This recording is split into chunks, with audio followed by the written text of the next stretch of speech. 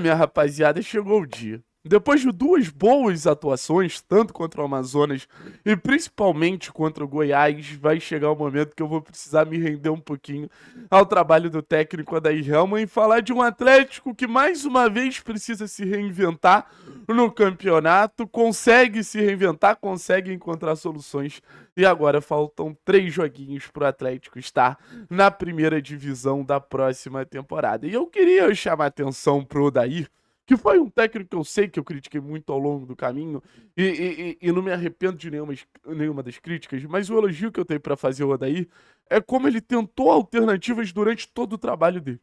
O Odair, quando precisou botar os garotos da base, soube botar os garotos da base. Botou ponta como ala, botou lateral como zagueiro, botou meia como volante.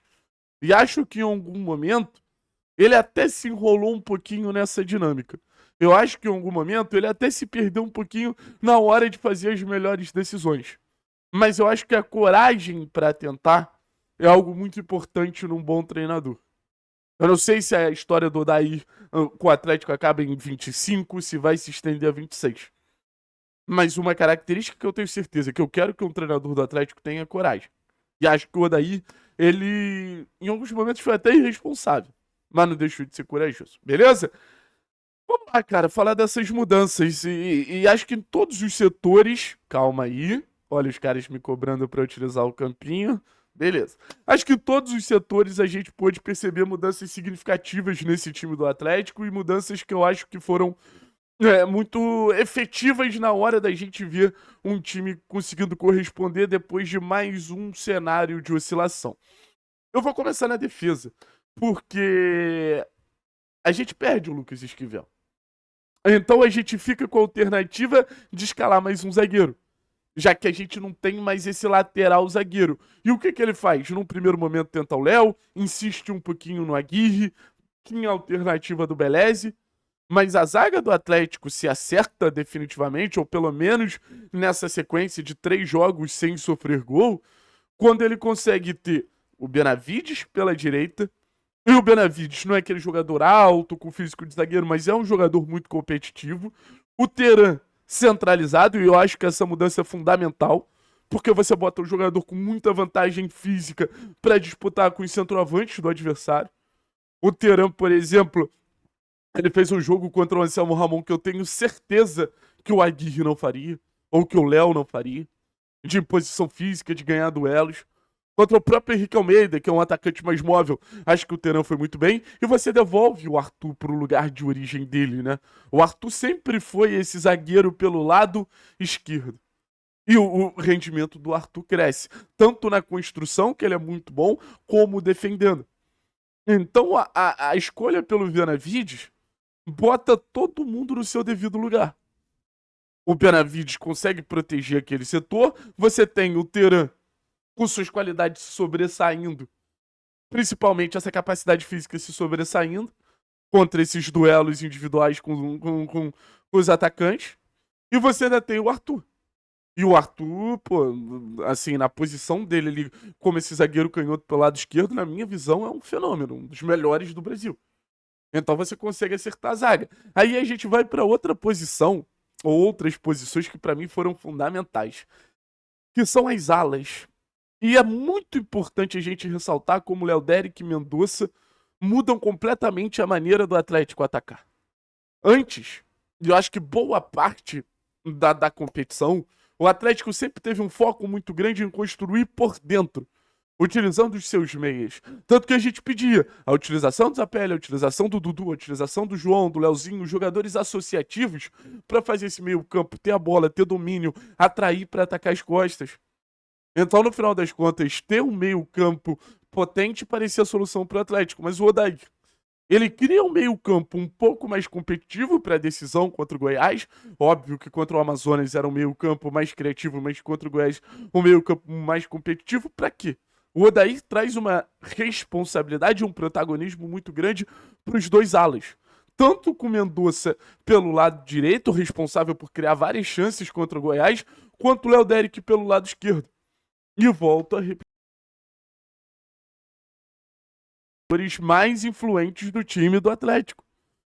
Gostem vocês ou não, o crescimento do protagonismo do Léo Derek, ele é claro, ele é nítido, ele é cristalino. E você ainda tem o Mendonça também crescendo de rendimento desde o jogo contra o Avaí.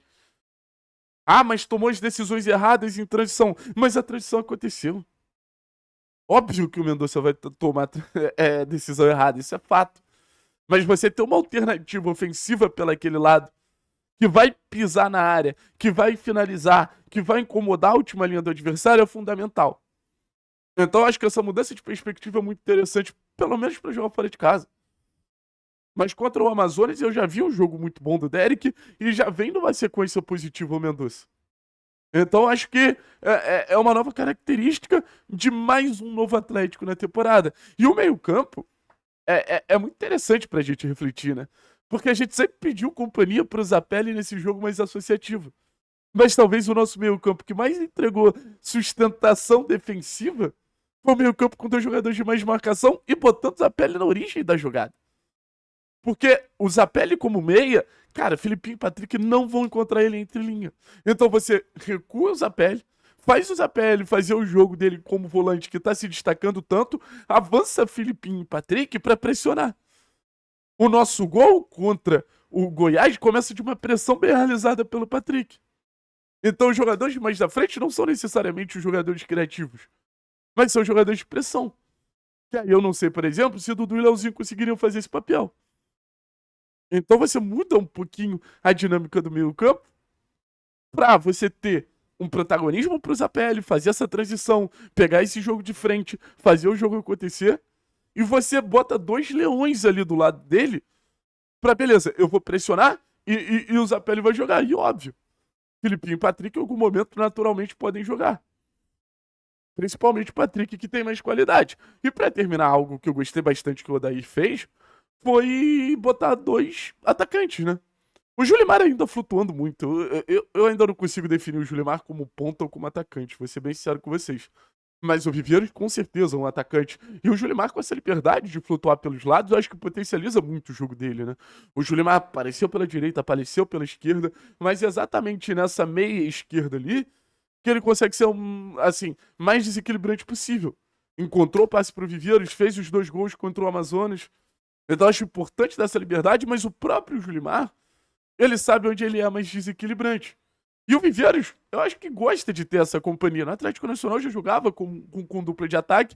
E se a gente conseguir fazer essas associações do Julimar encontrar o Viveiros de forma mais recorrente, cara, vai ser uma grande notícia pra gente. Vai ser uma grandiosa notícia pra gente.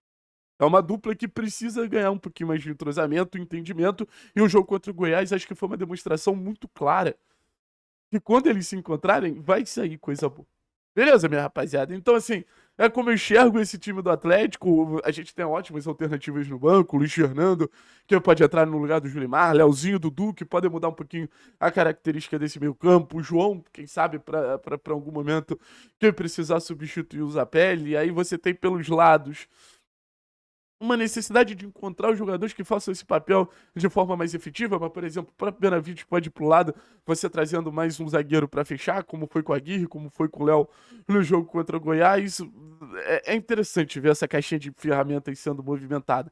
Eu acho que isso faz com que o Atlético ele tenha essa bagagem para o nível de enfrentamento que a gente vai encontrar nessa reta final da Série B, que psicologicamente vai ser muito difícil, mas acho que taticamente o Odair consegue criar armadilhas para os adversários, beleza? Tamo junto, forte abraço, é nóis.